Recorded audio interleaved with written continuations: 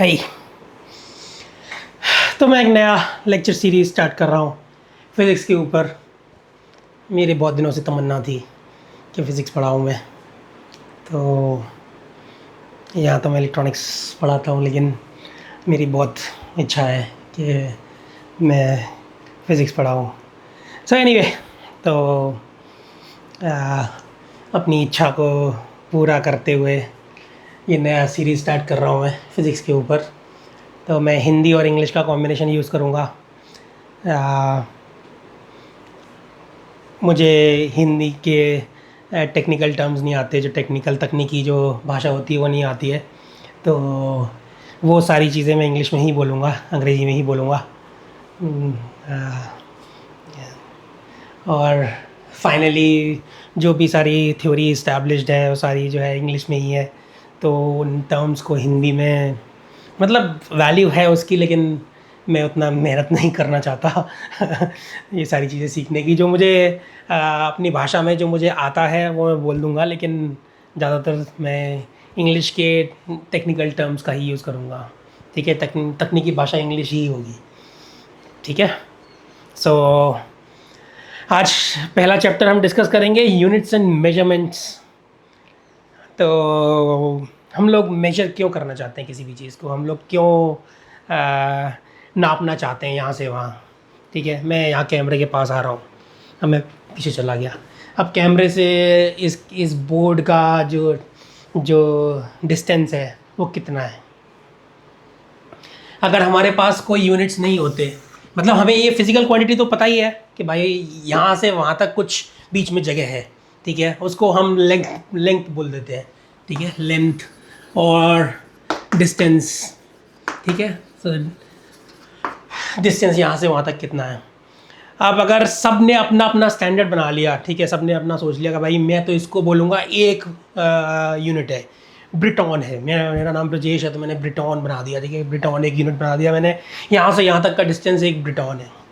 ठीक है, कोई दूसरा जो है किसी का नाम क्रिजेश होगा तो वो क्रिटॉन बना देगा। ठीक है, वो कहेगा ये यहाँ से यहाँ तक 10 क्रिटॉन है। तो उसकी क्या वैल्यू है, सबको पता होना चाहिए ना कि भाई जब हम कोई भाषा किसी भी भाषा को बोलते हैं तो उसमें हर एक चीज़ का एक मीनिंग होता है। ऐसे ही जब हम यहाँ से यहाँ तक की दूरी को, डिस्टेंस को मेजर करते हैं, मतलब उसको नापते हैं, तो उसके लिए एक स्टैंडर्ड होना चाहिए। ठीक है, स्टैंडर्ड क्या होता है, जैसे भाषा में दूर का मतलब क्या होता है, यहाँ से बहुत दूर है, मतलब उसके बीच में डिस्टेंस बहुत ज़्यादा है। ठीक है, तो दूर की डेफिनेशन क्लियर है सबको, जब हम भाषा यूज़ करते हैं तो सबको पता होता है, जो भी जो उस भाषा को जानता है कि भाई दूर का मतलब डिस्टेंस बहुत ज़्यादा है और पास का मतलब डिस्टेंस कम है। तो सिमिलरली इन फिज़िकल क्वांटिटीज़ को मेजर करने के लिए हम स्टैंडर्ड यूनिट्स यूज़ करते हैं। ठीक है, तो स्टैंडर्ड यूनिट्स क्या होते हैं, जैसे डिस्टेंस या लेंथ के लिए हम क्या यूज़ करते हैं, मीटर या kilometre. KM stands for kilometre. ठीक है, तुमने सुना होगा कि यहाँ से दिल्ली 200 किलोमीटर दूर है, या यहाँ से अमेरिका 15,000 किलोमीटर दूर है। ठीक है ना, क्यों वो सबको, क्यों उसका कोई मीनिंग है, क्योंकि हमने पूरी एज सोसाइटी हमने एक्सेप्ट कर लिया है कि मीटर की एक स्पेसिफिक डेफिनेशन है जो सबको पता है। ठीक है, एग्जैक्टली उस डेफिनेशन के बारे में पता हो या ना पता हो, लेकिन एटलीस्ट मीटर इतना लंबा होता है अप्रॉक्सीमेटली, अभी मैं जैसे हाथ से दिखा रहा हूँ, तो वो सब ने एक्सेप्ट कर लिया है। तो इसीलिए इन यूनिट्स की कोई वैल्यू है। ठीक है, क्योंकि हम सब एज अ सोसाइटी एक्सेप्ट कर लेते हैं कि एक मीटर की एक स्पेसिफिक डेफिनेशन है। ठीक है, वो कौन डिसाइड करता है कि भाई मीटर इतना होना चाहिए या उसको हम मीटर बोलेंगे। अगर तुम लोग अगर अपने दादा वादा से किसी से बात करोगे तो पहले कोस चलता था इंडिया में। ठीक है, कोस, मील और बहुत सारे अलग अलग, फरलांग, पता नहीं क्या क्या होता था। ठीक है, बहुत सारे अलग अलग यूनिट्स होते थे। अमेरिका एक्चुअली अभी भी अमेरिका एक इकलौती कंट्री है जिसने सॉर्ट ऑफ मीटर को अभी फुली एक्सेप्ट नहीं किया है। ठीक है, तो अमेरिका में क्या है, वो यूज़ करते हैं यार्ड्स। हमारे इंडिया में भी यूज़ होता है, था पहले, अभी भी ज़मीन वगैरह को नॉर्थ इंडिया में तो एटलीस्ट यूज़ करते हैं हम लोग यार्ड्स। यार्ड्स होता है 3 फुट के बराबर, ठीक है। वो जो है डिफरेंट यूनिट्स है, but most of the society, most of the world, पूरी दुनिया ने ये एक्सेप्ट कर लिया है कि हम मेट्रिक सिस्टम, ठीक है, मेट्रिक सिस्टम में बात करेंगे। मेट्रिक सिस्टम थोड़ा हमारी ज़िंदगी आसान कर देता है। तो मैं एक एग्जांपल मैं अभी दे भी चुका हूँ, जैसे यार्ड्स, एक गज में, एक यार्ड में कितने 3 फीट होते हैं। बड़ा ही वियर्ड सा वो है भाई, 3 से मल्टीप्लाई करना बहुत आसान, बहुत मुश्किल, मतलब कंपैरेटिवली मुश्किल होता है 3 को बार बार मल्टीप्लाई। बट मेट्रिक सिस्टम में क्या है, हम मेनली 10 का मल्टीप्लिकेशन यूज़ करते हैं, ठीक है, 10 या उसकी पावर्स। तो अमेरिका ने अभी फुली क्या, ऑलमोस्ट बिल्कुल ही एक्सेप्ट नहीं किया है मेट्रिक सिस्टम को। वहाँ पर अभी भी यार्ड्स और क्या, फीट और माइल्स, ठीक है। एक माइल में पता नहीं कितने 1600-1700 यार्ड्स होते हैं। It is I live there, but मैं वहाँ पर रहा था, लेकिन मुझे अभी तक नहीं पता कि कितने, अगर इतना कॉम्प्लिकेटेड, वहाँ पर भी मुझे लगता है बहुत सारे लोगों को नहीं पता होगा कि एक माइल में कितने यार्ड्स होते हैं। माइल्स पता होगा सबको, क्योंकि माइल यूज़ करते हैं हम लोग वहाँ पर किलोमीटर की जगह पे, बट एक माइल में कितने यार्ड्स होते हैं वो बहुत सारे लोगों को नहीं पता होगा, क्योंकि इतना कॉम्प्लिकेटेड सा नंबर है। बट मेट्रिक सिस्टम का क्या फ़ायदा है, 1 किलोमीटर में कितने मीटर्स होते हैं, 1000 मीटर्स, ठीक है। इतना मुश्किल नहीं है उसको याद करना, और उसके नाम में भी दिया हुआ है किलो। किलो स्टैंड्स फॉर 1000, ठीक है। तो किलोमीटर में 1000 मीटर, 1000 मीटर्स।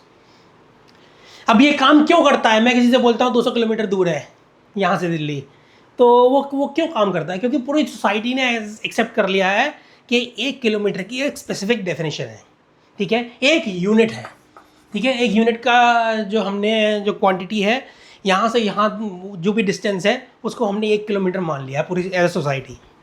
अमेरिका में नहीं एक्सेप्ट किया, ऑल्दो वो भी टेक्निकली ऑब्वियसली मतलब डिस्टेंस तो डिस्टेंस ही है, चाहे वो उसको 1 किलोमीटर बोल दो या 0.6 माइल्स बोल दो या जो भी बोलना है तो मैं बोल लो, लेकिन जो फिजिकल क्वांटिटी है वो तो सेम ही रहती है, उसको नाम कुछ भी दे दें हम। लेकिन हमने एक स्टैंडर्ड नाम एक्सेप्ट कर लिया है, ऑलमोस्ट पूरी दुनिया ने एक्सेप्ट, मतलब उनको भी पता है किलोमीटर क्या होता है, बट नॉर्मली वो लोग माइल्स यूज़ करते हैं इंस्टेड ऑफ किलोमीटर्स। ऐसे ही हमने एक और यूनिट एक्सेप्ट कर लिया है, विच इज़ ऑफ वेट।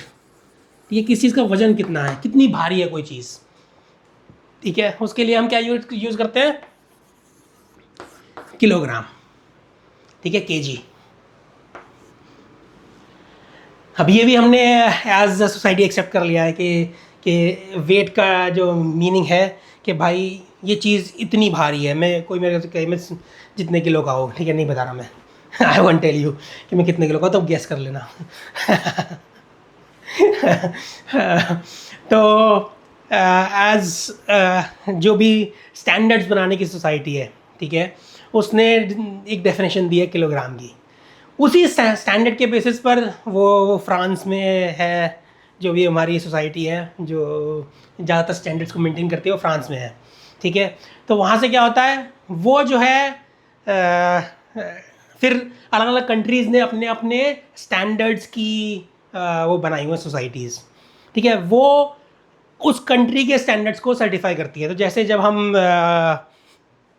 जाके एक दुकान पे जाओ, तो वो जो बांट रखा होता है उस पर पीछे स्टैंप लगी होती है, अगर तुम कभी देखोगे तो वो जो है सर्टिफाई, जो जो जो सिटी की लोकल बॉडी होती है वो सर्टिफाई करती है कि ये बांट, ये जो वेट है ये 1 किलो का है, ठीक है। अब उसको कैसे पता वो चीज़ 1 किलो की है, वो सेंट्रल गवर्नमेंट जो सेंटर में दिल्ली में है वहाँ से सर्टिफाइड है कि उनको पता है कि 1 किलोग्राम कितना वेट होता है, तो वहाँ से वो सर्टिफाई करा के लाते हैं, ठीक है। तो लेकिन अब दिल्ली वालों को कैसे पता है 1 किलोग्राम कैसे है, वो फ्रांस से सर्टिफाई करा के लाते हैं, ठीक है। तो ऐसे ही फ्रांस में जो भी सोसाइटी है वो बहुत सारी कंट्रीज़ का मिला जुला वो है कि फ्रांस में समाव वो सिचुएटेड है, बट वहाँ पर सब कंट्रीज़ ने एक्सेप्ट कर लिया एक पर्टिकुलर डेफिनेशन, और वहाँ पर एक किलोग्राम का सैम्पल पीस रखा हुआ है, ठीक है। उसके बेसिस पर पूरी दुनिया का 1 किलोग्राम सर्टिफाइड है। धीरे धीरे लेवल्स पे जा रहे हैं, वहाँ से कंट्रीज़ पे जा रहा है, कंट्रीज़ से स्टेट्स में जा रहा है, स्टेट से सिटीज़ में जा रहा है, सिटीज़ से म्यूनिसिपैलिटीज़ में जा रहा है, and so on so fourth, okay. तो फाइनली जो हम 1 किलोग्राम सामान खरीदने जाते हैं, जब उस बाट को या उस वेट को यूज़ करता है तुम्हारा सब्जी वाला, तो वो जो है टेक्निकली हमें वो फ्रांस में जो हमारा स्टैंडर्ड रखा हुआ है उससे मेजर कर रहा है, ठीक है। ऑब्वियसली हम उसको यूज़ नहीं कर रहे हैं, बट वो किलोग्राम और ये किलोग्राम एक बराबर होना चाहिए, ठीक है। सो वेट का हमारा यूनिट हो गया किलो के ग्राम, ठीक है। और लेंथ का हमारा मीटर्स हो गया ऑलरेडी। सिमिलरली कितनी गर्मी है या कितना ठंडा है, ठीक है, उसको हम क्या बोलते हैं तापमान हिंदी में, या फिर इंग्लिश में टेम्परेचर, ठीक है। वो भी हमने एज अ सोसाइटी एक्सेप्ट कर लिया है कि भाई एंटार्क्टिका में -50 डिग्री सेंटीग्रेड है। तो एक टेम्परेचर में 3 यूनिट्स चलते हैं मेनली, केल्विन, ठीक है। केल्विन प्रैक्टिकली किसी ने भी कोई जो है कोलोकियली यूज़ नहीं करता केल्विन को। अमेरिका में अगेन अमेरिका को सब चीज़ें अलग करनी होती है पूरी दुनिया से, तो वहाँ पर वो डिग्री फ़ारेनहाइट यूज़ करते हैं, ठीक है। फ़ारेनहाइट नाम से एक, हमारे यहाँ इंडिया में भी यूज़ होता है फ़ारेनहाइट, लेकिन वो यूजुअली केवल जब हम बॉडी का टेम्परेचर मेजर करते हैं उसके लिए यूज़ होता है Fahrenheit. 98.4 degrees Fahrenheit is the normal temperature of human body, तो केवल वहाँ पर यूज़ होता है। And finally the most commonly used unit, again यहाँ पर सेम क्वांटिटी के 3 डिफरेंट नाम दिए हुए हैं हमने, ठीक है। 3 डिफरेंट यूनिट्स हमने उनको असाइन करा हुआ है, but all of them are representing the same quantity. और एक मैथमेटिकल डेफिनेशन से हम एक दूसरे के बीच में उनको कन्वर्ट कर सकते हैं, ठीक है। तो अभी जैसे इस रूम में मुझे लगता है मुझे थोड़ा थोड़ा पसीना आ रहा है, तो वो मुझे लगता है 27-28 के आसपास टेम्परेचर होगा इस रूम में, डिग्री सेंटीग्रेड, ठीक है, डिग्री सेंटीग्रेड। एंड हम सेंटीग्रेड से केल्विन में कन्वर्ट कर सकते हैं। 0 सेंटीग्रेड, इसका जो स्केल है वो सेम होता है, ठीक है। सेंटीग्रेड और केल्विन का स्केल सेम होता है, मींस बस वो शिफ्टेड है थोड़ा सा। तो 0 degree centigrade is equal to 273 Kelvin, ठीक है। फ़ारेनहाइट का थोड़ा कॉम्प्लिकेटेड होता है, but so will forget about Fahrenheit for now. Americans को उनको देखने दो भाई, उन्हें जो करना है, ठीक है। हम लोग अपनी ज़िंदगी को आसान रखेंगे, हम सेंटीग्रेड और केल्विन की बात करेंगे। ये क्या बता रहा है हमें कि कोई चीज़ कितनी गर्म या ठंडी है, ठीक है। तो अब हम क्या कर रहे हैं, जो फिजिकल क्वांटिटीज़ हैं, ये क्यों बनाया हमने ये यूनिट्स, किस लिए है ये? क्योंकि हम जो फिजिकल क्वांटिटीज़ हैं उनको एक ऐसा वैल्यू देना चाहते हैं, मैथमेटिकल वैल्यू, जिससे हम एक दूसरे के साथ जब इन्फॉर्मेशन एक्सचेंज करें, मैं तुमसे कुछ बोलूँ 27 डिग्री सेंटीग्रेड, तो तुमको एक्जैक्टली पता होना चाहिए कि 27 डिग्री सेंटीग्रेड का मतलब क्या है, कितनी गर्मी लग रही होगी मुझे, ठीक है। इतना मतलब कितनी ज़िंदगी हमने, फाइनली हम क्यों करते हैं कोई भी चीज़, हम अपनी ज़िंदगी आसान करना चाहते हैं। हमारी ज़िंदगी कितनी कंपैरेटिवली, कम्युनिकेशन कितना आसान हो गया हमने जब ये यूनिट्स और को स्पेसिफिकली डिफाइन कर दिया, है ना। हमारी ज़िंदगी कोई अमेरिका में मुश्किल होगी, उन लोगों को थोड़ा कैलकुलेशन करना पड़ेगा, लेकिन बट फॉर एन एग्जांपल मैं किसी को बोलूँ 27 डिग्री सेंटीग्रेड है, तो अमेरिका वाले को पता है मुझे कितनी गर्मी अप्रॉक्सीमेटली फील हो रही होगी। अब मैं थोड़ा ह्यूमिडिटी और बता दूँ, ठीक है, ह्यूमिडिटी रिलेटिव होती है परसेंटेज के टर्म्स में, बट एनीवे मैं ह्यूमिडिटी और बता दूँ तो और ज़्यादा उसको अंडरस्टैंडिंग हो जाएगी कि भाई मुझे कितनी गर्मी फील हो रही होगी। और ऑब्वियसली मेरा खुद का बॉडी वेट कितना है, मेरा बॉडी फैट परसेंटेज कितना है, वो ऑब्वियसली उसमें मैटर करता है। But let us forget for that for now. मुझे, अगर मैं अमेरिका में भी 27 डिग्री सेंटीग्रेड पे होता है, यहाँ पे भी 27 डिग्री सेंटीग्रेड पे हूँ, मुझे बराबर गर्मी फील होगी, ठीक है, for all intends and purposes. कितनी बड़ी चीज़ है भाई कि हम दुनिया के अभी वहाँ पर बिल्कुल रात हो रही है, लेकिन हम जो है उनसे हम डिस्कस कर सकते हैं कि भाई मुझे कैसा फील हो रहा होगा, just by giving a single number and associated unit with it, the quantity, ठीक है। कितना अमेजिंग हमने सिस्टम बना लिया है कि हम आपस में इतना वो कर सकते हैं। ऐसे ही हमारे पास और क्या क्वांटिटी होती है, हाँ सबसे इम्पोर्टेंट तो भूल ही गया मैं, टाइम। हाँ, time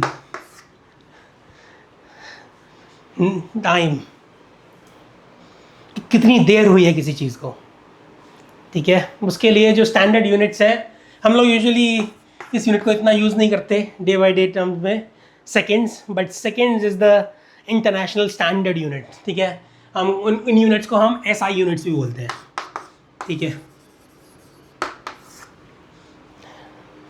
There is some French term for it, standard, international or something like that. So I'll not go into that.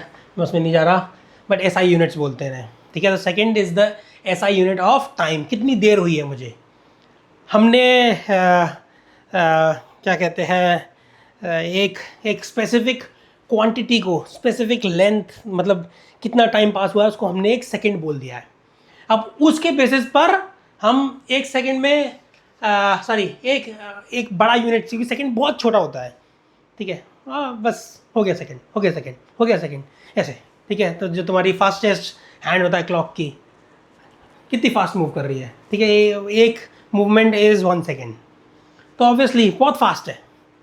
तो मतलब वो अच्छी क्वांटिटी है, लेकिन इतनी यूज़फुल नहीं है। अगर मुझे बताना हो कि भाई मुझे 1 घंटे बाद आना है, तो मुझे बताना पड़ेगा कि भाई मुझे 3600 सेकेंड बाद, 3600 सेकेंड्स बाद वापस आऊँगा मैं।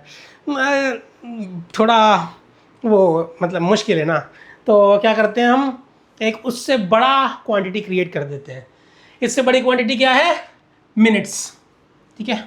लेट मी इसको मिटा देता हूँ थोड़ा सा मैं,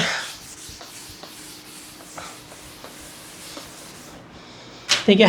तो इससे बड़ी क्वांटिटी हमने बना दी मिनट्स। अब मिनट्स में क्या होता है, वी हैव, इसमें होते हैं 60 सेकेंड्स, ठीक है। तो 60 सेकंड मिलके 1 मिनट बनता है, वो एक रीजनेबल क्वांटिटी। हम मिनट्स में यूजुअली बात करते हैं, सेकंड्स में प्रैक्टिकली कोई भी बात नहीं करता, until unless you are some crazy fellow, nobody talks in terms of seconds in colloquial language, okay। Minutes में होके 15 मिनट बाद आऊँगा मैं, ठीक है। So minutes is a more reasonable quantity for human discussion, ठीक है। एंड देन अगेन इससे भी बड़ी क्वांटिटी हम डिफाइन करते हैं, क्योंकि मिनट्स भी बहुत कंपैरेटिवली छोटा ही है, इतना बड़ा नहीं है, ठीक है। We talk in terms of hours. ये आवर्स कितने होते हैं, हमारे कितने घंटे होते हैं हमारे, सॉरी 1 घंटे में कितने मिनट्स होते हैं, वी हैव 60 मिनट्स, ठीक है। पता नहीं कैसे हम 60 पे आए। तो ऐसा यूनिट ने जब हम multiple units, multiple different kinds of units से हम लोग जब SI यूनिट पे, मेट्रिक सिस्टम पे गए, एक चीज़ जो हमने नहीं चेंज करी, ठीक है, वो है टाइम। टाइम को नहीं चेंज किया हमने, ठीक है। Time is even in SI units, time is not in, क्या बोल रहा हूँ मैं, टाइम भी उसी में है यार, लेकिन हमने मिनट्स और घंटे नहीं चेंज किए, ठीक है। ओके, टाइम भी उसी में है, क्योंकि we usually do not talk, when we talk about SI units, the only SI unit for time is seconds, ठीक है। सेकेंड्स के ही वो यूज़ करते रहते हैं, मिनट्स और आवर्स ये खाली हमारे नॉन साइंटिफिक चीज़ों में यूज़ होता है, ठीक है। Now we know that we have an even bigger unit of time which is days, ठीक है। एक डे में हमारे कितने घंटे होते हैं, we have 24 hours in a day, ठीक है। And then we have an even bigger unit of time which is a year, ठीक है, which has 300 and उसमें कितने 365 दिन होते हैं, 365 days on in the smallest year. Sometimes we have a little more in leap years, one more in leap years, but that's all right, okay. So now we have what else, another unit that we might use is another physical quantity that we might sometimes need to measure is called as current, ठीक है। Which current am I talking about? I'm talking about electrical current. Electrical current के लिए हमने कौन सा unit दिया हुआ है, we have a unit called as ampere, ठीक है। और उसका सिंबल होता है ए। ये कितना करंट तुम्हारे वायर में से, अभी ये कैमरा चल रहा है, इसमें कितना करंट फ्लो कर रहा है, ये लाइट जल रही है, इसमें कितना करंट है, ऑल दोज थिंग्स, ठीक है। How much, how, so it tells you, तो इफ़ यू ऑल नो कि current is the flow of electrons, ठीक है। इलेक्ट्रॉन्स हमारे एक जगह से दूसरी जगह जा रहे हैं, तो करंट हमारा कितना फ्लो कर रहा है, कितनी स्पीड से और कितने सारे इलेक्ट्रॉन्स जो है एक जगह से दूसरी जगह जा रहे हैं, जितना ज़्यादा वो होगा उतना ज़्यादा हमारा करंट होगा, उतने ज़्यादा एम्पियर्स होंगे, ठीक है। तो एक क्वेश्चन आता है अब हमारे पास, अगर तुम देखोगे, मैं सारी चीज़ों को मिटा देता हूँ एंड लेट अस सी कि हमारे पास क्या क्या वो है। अभी हम खाली दो यूनिट्स को देखते हैं, अभी दो क्वांटिटीज़ को देखते हैं, which is length and we have time. ठीक है, दोनों ही बहुत फंडामेंटल क्वांटिटीज़ हैं, तुम उससे छोटा उसको उनको कर नहीं सकते। ठीक है, लेंथ अगर तुम्हें यहाँ से वहाँ जाना है, मतलब तुम्हें क्या कहते हैं, कोई और तरीका उसको उससे कम जो है उसको एक्सप्लेन करने का कोई तरीका नहीं है। ठीक है, so these were two fundamental units. ठीक है, दीज आर फंडामेंटल क्वांटिटीज़। ठीक है, other quantities are based on on those. ठीक है, और you can call them fundamental units. What are the fundamental units? Length का क्या था? मीटर, और टाइम का सेकेंड। ठीक है, अभी मैं आपको तुम्हें समझाऊंगा कि ये जो है फंडामेंटल यूनिट्स, ये दोनों थे पहले, अब नहीं है दोनों। ठीक है, फंडामेंटल मतलब हम उसको उसके मतलब कोई दूसरे तरीके के दूसरे टर्म्स में डिफाइन नहीं कर रहे हैं, हम उसको अपना ही एक इंडिपेंडेंट एक क्वांटिटी दे रहे हैं। ठीक है, तो लेंथ के लिए हमने एक मीटर, एक वो रॉड कोई ली हुई थी, उसको एक स्पेसिफिक टेम्परेचर पर रख रखा था, तो वो लेंथ का मेजरमेंट था 1 मीटर का। ठीक है, ऐसे ही टाइम हमने किसी तरीके से डिफाइन करा हुआ था, 1 सेकेंड क्या है। अब क्या हुआ कि एक क्वांटिटी जो हम लोग ऑलमोस्ट डेली यूज़ करते हैं वो है, वो इन दोनों से मिल के बनती है वो। ठीक है, any idea what that is? Length और टाइम से मिल के बन के एक क्वांटिटी बनती है। कोई आइडिया, कोई आइडिया, कोई आइडिया, कोई आइडिया? आया आया आया आया आ गया। ठीक है, वो है स्पीड। स्पीड, हम कितनी स्पीड से कहीं पहुंच रहे हैं। ठीक है, उसमें हमें दोनों चीज़ें यूज़ होती हैं, कितनी दूर गए और कितना टाइम लगा। ठीक है, तो speed is defined as length और डिस्टेंस अपॉन टाइम। हम कितनी में तेज़ी से आया तुम्हारे पास। ठीक है, अब मैं धीरे धीरे आ रहा हूँ, तो दोनों में क्या डिफरेंस है? एक केस में मेरी स्पीड ज़्यादा थी, मेरे वापस आने की स्पीड ज़्यादा थी कंपेयर टू मैं धीरे धीरे आगे गया था। ठीक है, मैं एकदम आ गया। ठीक है, तो the distance in both the cases is the same, but the time is becoming smaller when I am going faster. तो क्या होगा? तो मेरी स्पीड जो है, क्योंकि टाइम डिनोमिनेटर में है, तो स्पीड मेरी बढ़ गई। ठीक है, अब तुम फॉर ऑल, अगर तुम कोई भी लॉजिकल आदमी होगा तो ये कहेगा, अगर इन तीनों क्वांटिटीज़ में से, ठीक है, हम इन तीनों में से किसी भी क्वांटिटी को बाकी दो से डिराइव कर सकते हैं, है ना? अगर हमें स्पीड पता हो और लेंथ पता हो तो टाइम निकाल सकते हैं हम।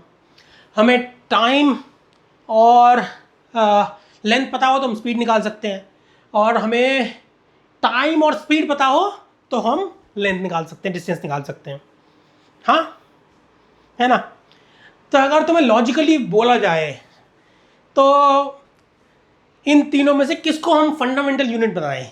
फंडामेंटल यूनिट तीनों में से कौन सा होना चाहिए? यही दोनों होने चाहिए, क्योंकि ये जो है स्पीड जो है एक सॉर्ट ऑफ वो है, क्या कहते हैं, एक सॉर्ट ऑफ डिराइव्ड क्वांटिटी है, वो दोनों चीज़ों के ऊपर डिपेंड कर रही है। तो ओरिजिनली ऐसा ही था, ओरिजिनली जो फंडामेंटल यूनिट्स थे हमारे, वो लेंथ और टाइम थे। बट धीरे धीरे क्या हुआ, हमारा जो प्रिसीजन है स्पीड को मेजर करने का, ठीक है, एक स्पीड को मेजर करने का, वो हमारा बढ़ता चला गया। ठीक है, और अब हमने जो एक्सपेरिमेंट्स डिराइव किए somehow to measure the speed of what, किस चीज़ की स्पीड हमेशा कंसिस्टेंट रहती है? Speed of light in vacuum at a certain temperature whatever. हमने स्पीड ऑफ लाइट को बहुत प्रिसाइजली मेजर कर लिया, बहुत प्रिसाइजली मेजर कर लिया। तो क्या हुआ, और टाइम को हमने ऑलरेडी बहुत प्रिसाइजली मेजर करा हुआ था, वो एटॉमिक स्केल से है। ठीक है, किसी का ट्रांजिशन टाइम समथिंग, ठीक है, ये ऑलरेडी बहुत प्रिसाइज था, इसको हमने बहुत प्रिसाइजली मेजर कर लिया। तो हमने क्या किया, इस बेचारे को, लेंथ को हमने फंडामेंटल यूनिट से हटा दिया, बेचारे को धोखा दे दिया। ऑल्दो वो एक मोर फंडामेंटल क्वांटिटी। अगर आप वैसे फिजिक्स के टर्म्स में देखोगे कि स्पीड ज़्यादा मतलब स्पीड को लेंथ की ज़रूरत है या लेंथ को स्पीड की ज़रूरत है? बताओ, स्पीड को ज़्यादा ज़रूरत है लेंथ की या लेंथ को स्पीड की ज़रूरत है? दोनों में से किसको ज़्यादा ज़रूरत है एक दूसरे की? मतलब किसको किससे ज़्यादा मतलब वो किसके ऊपर डिपेंड करता है? उसकी खुद का अस्तित्व, खुद की डेफिनेशन किस चीज़ के ऊपर ज़्यादा डिपेंड करती है ना? स्पीड जो है लेंथ के ऊपर डिपेंड करती है ना, बट जो हमारे फंडामेंटल यूनिट्स हैं, पेरिस वाली जो सोसाइटी है उसने डिसाइड किया कि हम जो है इसको ज़्यादा प्रिसाइजली मेजर कर सकते हैं स्पीड ऑफ लाइट को, तो हम इसको एक फंडामेंटल यूनिट बना देंगे और this becomes a derived unit. So length जो है it becomes a derived unit.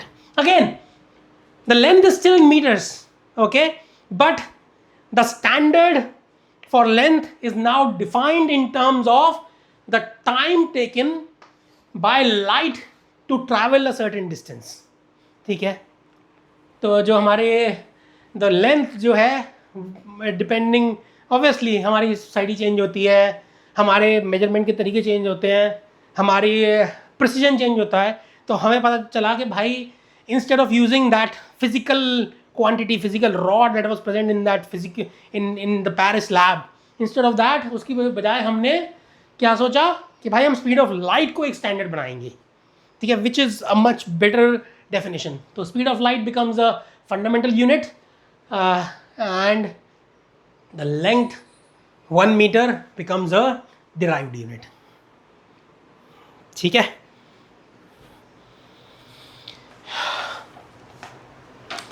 So let me अभी मैंने तुम्हें उसका बताया था कि टाइम के लिए हमने कुछ कोलोकियल मतलब नॉर्मल भाषा में हमने कुछ यूज़ करे हुए हैं। क्या किए हुए हैं?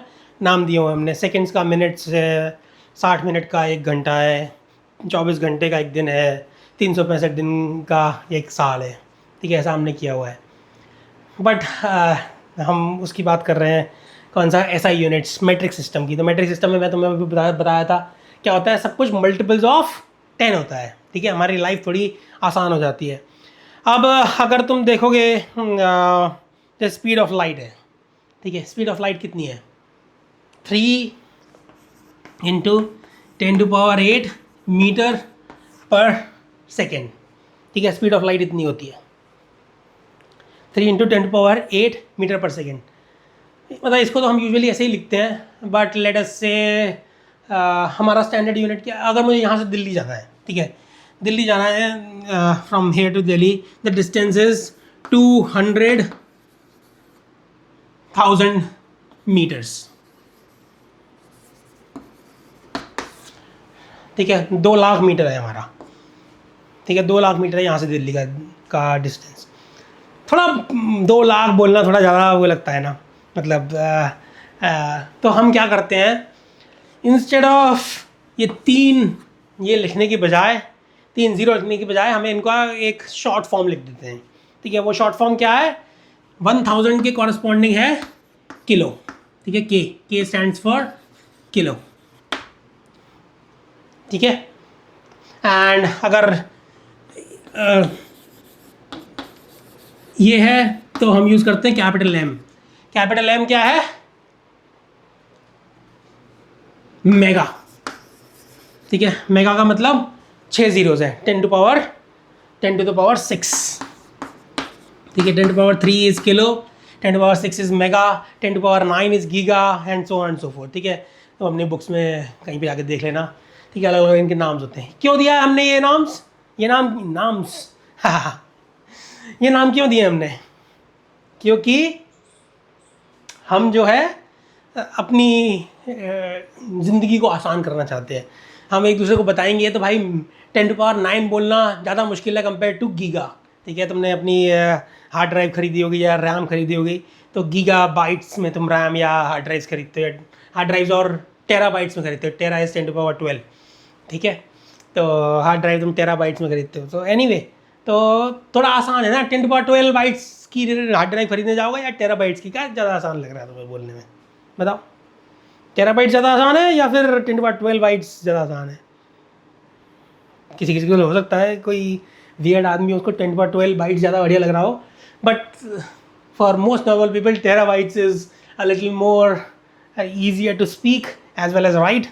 So this is the kind of nomenclature that they have given. तो एक ऐसा यूनिट जो है थोड़ा सा डिफरेंट है, ठीक है।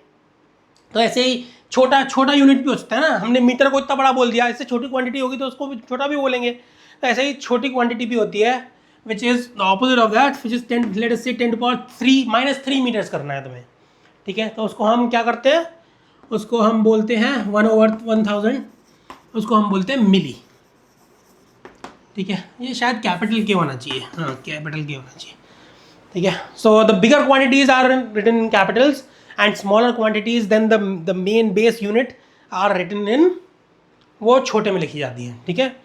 तो मिली को हम लिखते हैं स्मॉल एम, ठीक है। तो तुमने देखा होगा एम बहुत कॉमनली यूज्ड है हमारी उसमें मिलीमीटर्स। तो व्हाट इज मिलीमीटर्स, 1000 1000 गुना छोटा है हमारे मीटर से, ठीक है। तो मिलीमीटर्स एंड ऐसे ही 10⁻⁻6 का होता है 1/1 मिलियन, ठीक है, विच इज़ अ माइक्रो, ठीक है। माइक्रो के लिए क्योंकि मिली और माइक्रो दोनों ही एम से स्टार्ट होते हैं, तो हम लोग ग्रीक अल्फ़ाबेट इंट्रोड्यूस कर देते हैं विच इज़ म्यू, ठीक है। ये जो है इंग्लिश, वो इंग्लिश अल्फ़ाबेट नहीं है, ये म्यू है, म्यू ये ग्रीक अल्फ़ाबेट है। तो दोनों ही मिली और माइक्रो एम से स्टार्ट हो रहे थे, इसलिए हमारे पास मतलब ऑप्शंस थे, लेकिन बट उन्होंने ये डिसाइड किया कि हम इसको, तो माइक्रोमीटर अगर हमें लिखना हो तो हम 1 माइक्रोमीटर कितना हो गया, 1 millionth of a metre is a micrometre, okay. तो सारे ऐसे यूनिट्स स्ट्रेट फॉरवर्ड होते हैं, ठीक है। मैं ऑलरेडी तुम्हें 2-4 बता चुका हूँ। एक जो है मास का यूनिट थोड़ा वियर्ड है, पर समहाउ उन्होंने एक वियर्ड यूनिट को मास का ऐसा यूनिट चूज़ किया, वो है मास का ऐसा यूनिट है, वेट का या मास जो बोलना चाहो तुम वो भी बोल लो, मास का ऐसा यूनिट है केजी, ठीक है। केजी इज किलोग्राम,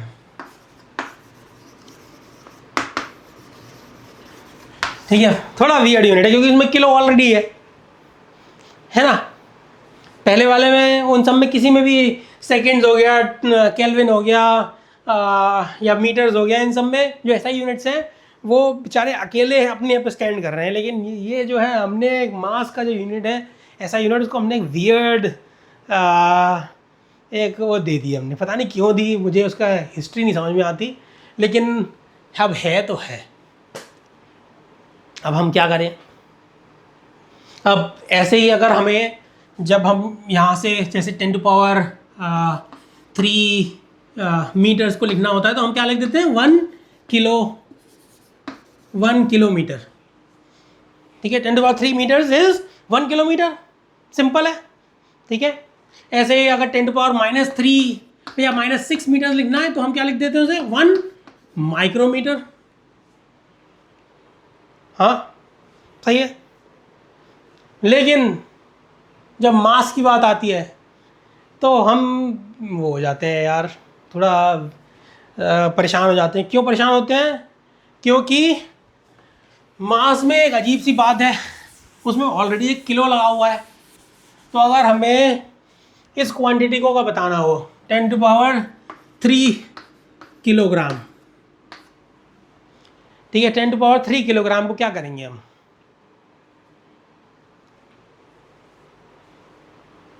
अगर हमें उसे जिस तरीके से हमने यहाँ पर किलोमीटर किया था तो क्या हो जाएगा, 10⁻1 किलोग्राम, है ना, ऐसे ही होना चाहिए क्योंकि किलोग्राम हमारा स्टैंड ऐसा यूनिट था और किलो 1000 ऑफ दैट ऐसा यूनिट, तो किलोग्राम, बट ऐसा नहीं करते हैं हम किलो अच्छा नहीं लगता, ठीक है। क्योंकि अगर हमें 1 ग्राम लिखना होता तो हम क्या करते फिर, 1 मिली किलोग्राम, वैसा ही होता है वैसे, लेकिन बट हम इस किलो को भूल जाते हैं, इस वाले किलो को भूल जाते हैं और फिर ग्राम्स के टर्म्स में लिखने लग जाते हैं, ठीक है। तो थोड़ा थोड़ा वियर्ड है इस मामले में। तो अगर हमें 10⁻³ किलोग्राम लिखना होगा तो हम इसको क्या करते हैं, 10⁻³ इंटू 10⁻³ ग्राम्स कर देते हैं, ठीक है। ये कितना हो गया, 10⁻6 ग्राम्स। और 10⁻6 क्या होता है, 10⁻6 क्या होता है, मेगा, ठीक है। तो this comes out to be 1 mega gram, ठीक है। So this is where I'll stop today, and then we'll continue in the next. Bye.